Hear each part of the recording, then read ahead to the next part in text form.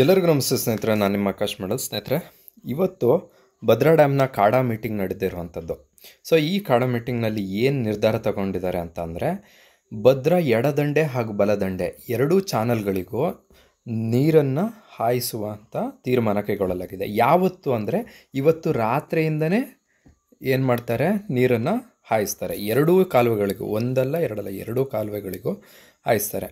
So ಇಲ್ಲಿ ಅದರ ವಿಚಾರವಾಗಿ ನಿಮ್ಮ ಮುಂದೆ ಒಂದು ಲೆಟರನ್ನು ನಾನು ಇಟ್ಟಿದ್ದೇನೆ. ಸೊ ಅದನ್ನು ಓದ್ತಾ ಹೋಗ್ತೇನೆ, ನೋಡ್ತಾ ಹೋಗಿ.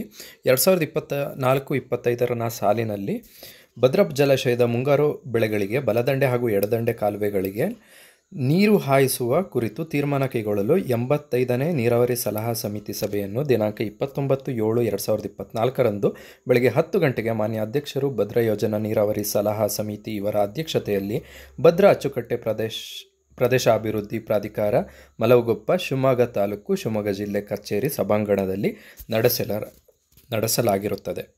ಅಂದರೆ ಇದು ಮೀಟಿಂಗ್ ಎಲ್ಲಿ ನಡೆದಿದೆ ಅಂತ ಹೇಳಿದ್ದಾರೆ.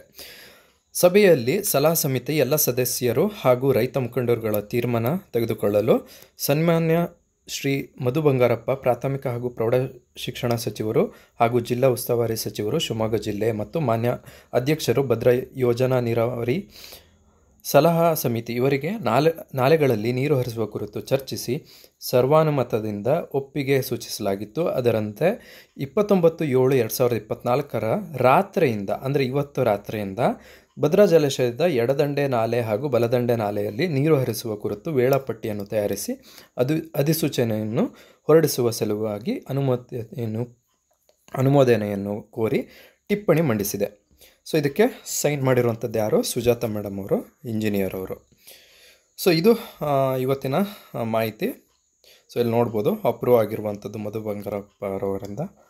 ಸೊ ಇದು ಇವತ್ತಿನ ಮಾಹಿತಿ. ಇದೇ ರೀತಿಯ ಮಾಹಿತಿಗಾಗಿ ನಮ್ಮ ಚಾನಲ್ನ ಸಬ್ಸ್ಕ್ರೈಬ್ ಮಾಡಿ. ಧನ್ಯವಾದಗಳು ಸ್ನೇಹಿತರೆ.